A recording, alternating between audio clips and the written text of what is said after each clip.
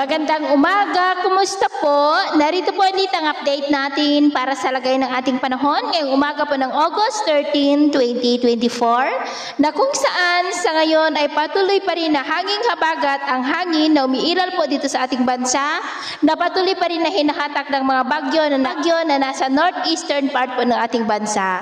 Ang LPA na nabuo dito sa loob ng ating area of responsibility ay lumakas na po bilang bagyo pero nandyan na po ngayon sa labas ng ating PAR at kumikilos po yan palayo pero bahagya pa rin po nitong hinahatak ang habagat.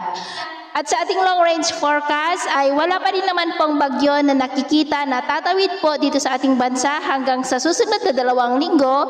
Pero posibleng sa huling linggo ng buwan na ito ay posible na ang pamumuo ng mga sama ng panahon sa silangang bahagi ng ating bansa. Bababa na po na posible ulit na maging banta dito sa ating bansa. At sa lagay ng ating panahon, ngayong madaling araw ay maayos ang panahon sa malaking bahagi ng ating bansa. Pero dahil sa habagat ay may mga isolated rain sa ilang bahagi ng Batanes, Babuyan Islands, ilang bahagi po ng Ilocos Region, lalo na po dyan sa mga lugar malapit sa dagat, maging po sa may Lingayen, Pangasinan, Zambales, Isabela, lalo na po sa may Santiago and nearby areas, ilang bahagi ng Metro Manila, Cavite, Southern Quezon, Mamburao, Marinduque, Romblon, Camarines Sur, Legazpi, Catanduanes, Northern Palawan, Capiz, ilang bahagi ng Iloilo, ilang bahagi ng Bacolod, Cebu, Bohol, Leyte, Samar Provinces, Surigao del Norte, Zamboanga del Sur, Lanao del Norte, Tagum, Davao, Mati, Sarangani, Alabe at Gian. At mamaya po ay sisikat ang araw sa malaking bahagi ng ating bansa, mainit at maalinsangan.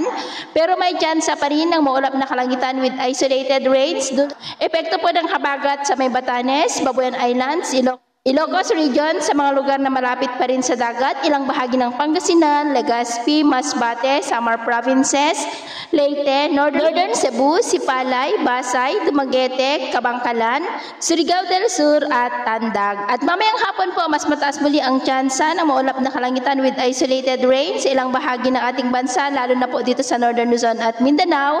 Kaya kung lalabas po tayo sa ating mga tahanan, ay ugaliin lamang po natin lagi ang magdala ng kahit anong panangga natin sa init ng araw at proteksyon na rin po sa mga biglaang buhos ng ulan. At sa atin naman pong mga baybayin, naman po tayong nakataas na anumang gale warning signals, pero iba yung pag-iingat lamang po kung papalaot tayo para po mas makaiwas sa mga sakunang pangkaragatan. So yun po ang latest update natin sa araw na ito. At ako po muli si James na nagsasabing, sa kahit na ng pagsubok po na darating sa ating buhay, huwag na huwag po tayong mawawalan ng pag-asa. Thank you and God bless!